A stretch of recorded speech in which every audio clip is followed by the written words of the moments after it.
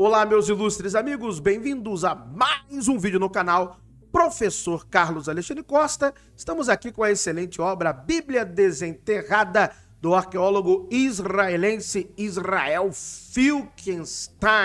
Livro excelente, maravilhoso, livro que nós vamos trabalhar aqui também no nosso canal, beleza?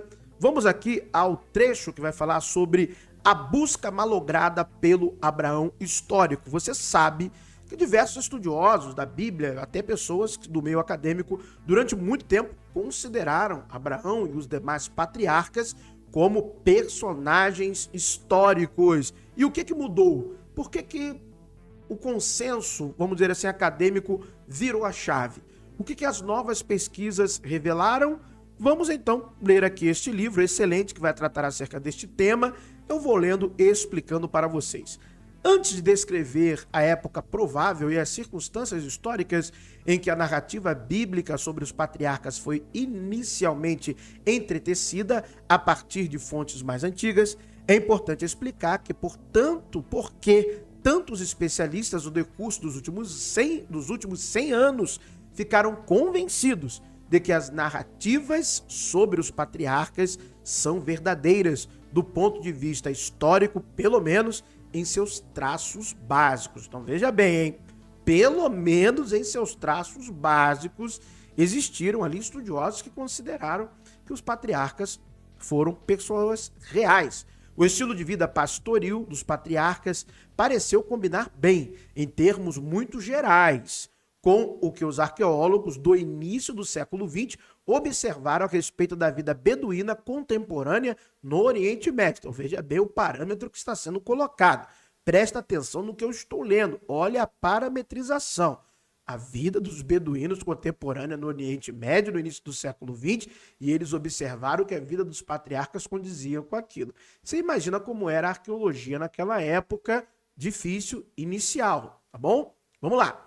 A ideia científica de que o modo de vida beduíno permaneceu essencialmente sem mudanças por milênios conferiu um ar de verossemelhança aos contos bíblicos de riqueza medida em termos de ovelhas e cabras. Tem até aqui o paralelo bíblico, ó. Gênesis 30, do verso 30 ao 43. Olha só. Aos conflitos clânicos com aldeões estabelecidos pelos poços de água e as disputas pelos campos de pastagem.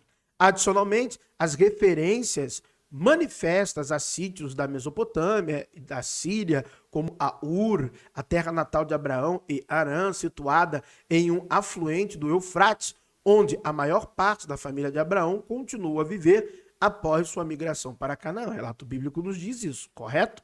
Então vai prestando atenção direitinho aí. Pareceram corresponder aos achados das escavações arqueológicas feitas no arco oriental do Crescente Fértil, onde foram encontrados alguns dos primeiros centros da antiga civilização do Oriente Próximo.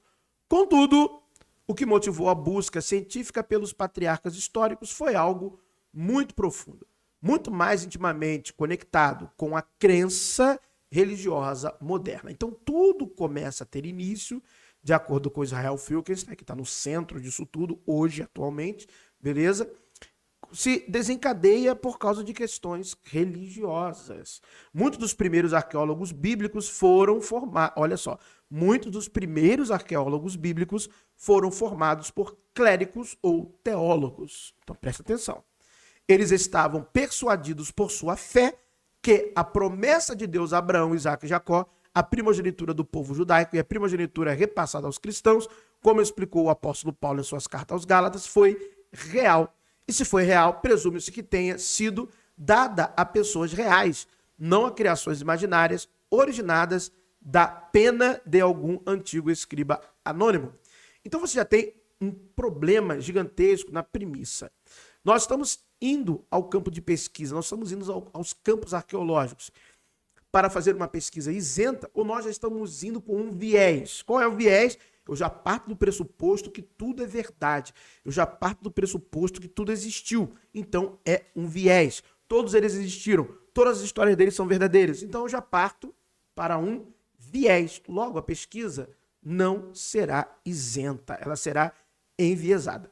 O especialista da Bíblia e arqueólogo dominicano francês Roland de Vaux observou, por exemplo, que se a fé histórica de Israel não for fundada na história, tal fé é errônea e, por consequente, a nossa fé também o é. Então, olha aqui, de Vaux já observou um problema, que na verdade eu te digo, ele observou a realidade.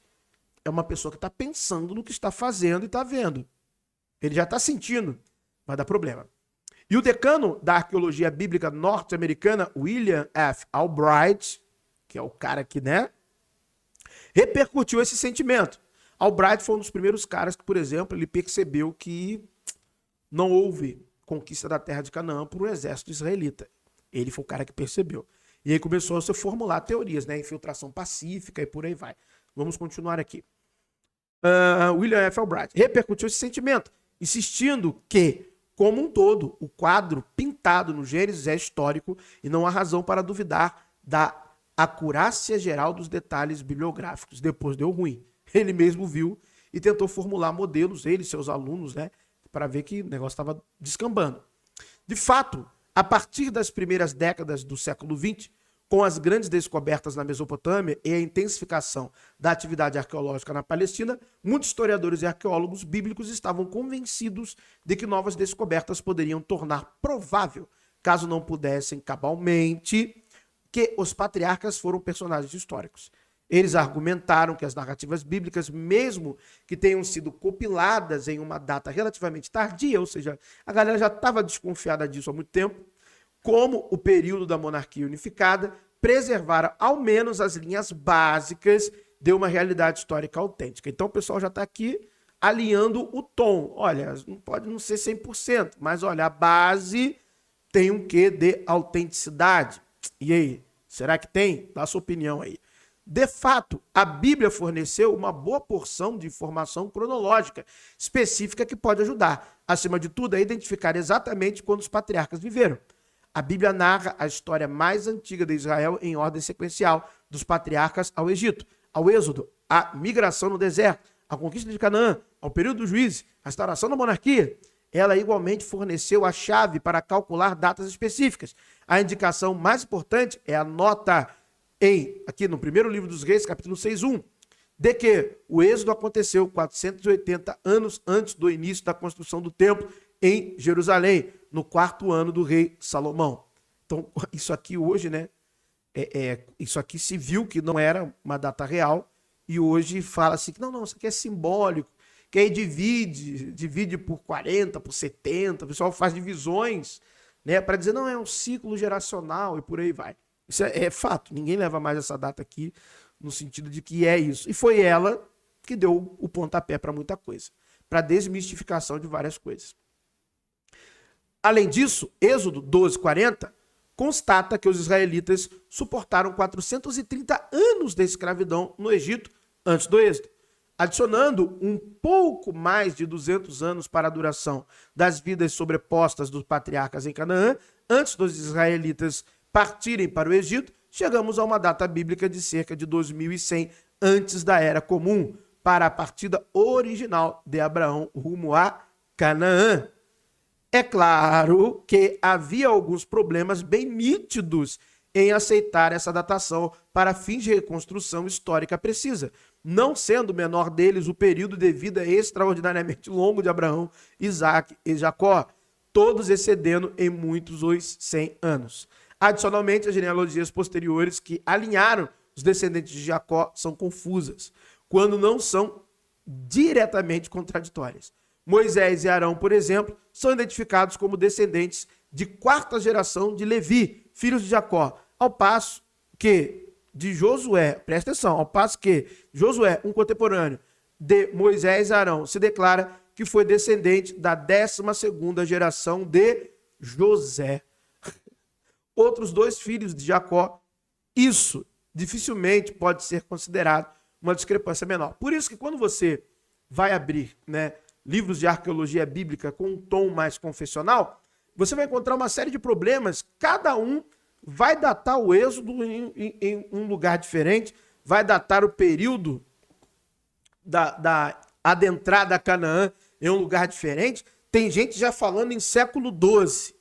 Aí é piada, né? Mas fazer o quê? Tem gente aí, confessional, já falando em século XII. Não, Moisés... Josué entrou na Terra Prometida por volta do século XII, século XIII, século XIV. Século XIV não dá, né? Amarna, botou século XIV, XII, já deu problema. Século III já vai dar problema. Dominação egípcia, constatada. Então, não vai dar certo.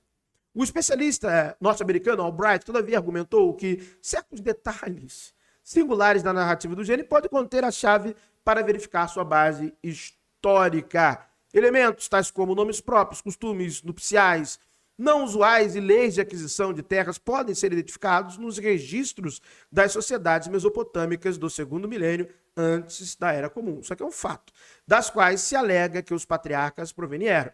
E aí nós conseguimos ver, né, com aquele livro até Paralelos do Antigo Testamento, que foi documentação que tinha esse conhecimento dos escribas para montar o pano de fundo histórico.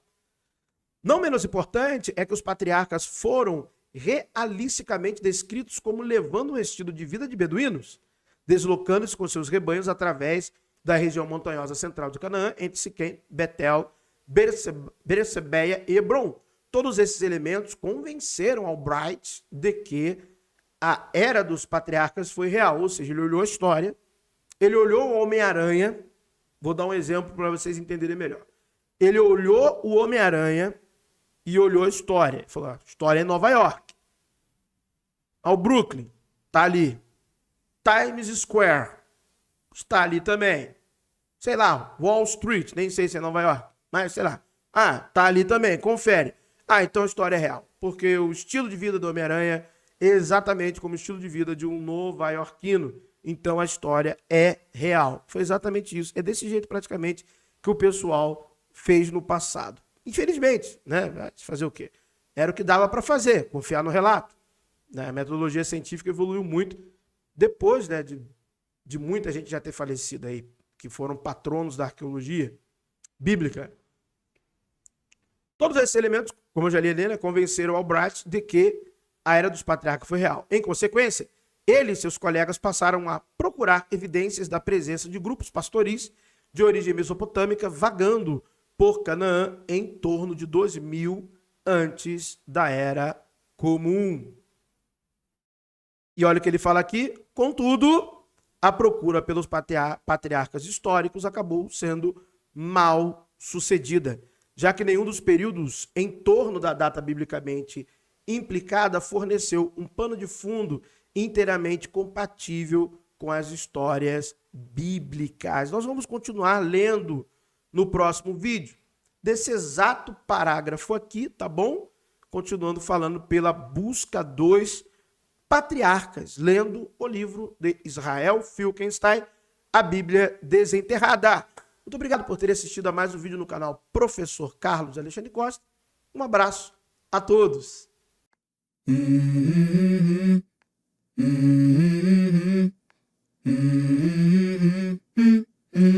Let's go.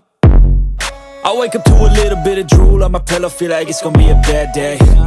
Yeah, I'm tired of shit, and the coffee ain't hit yet, damn ain't that great. I don't wanna go to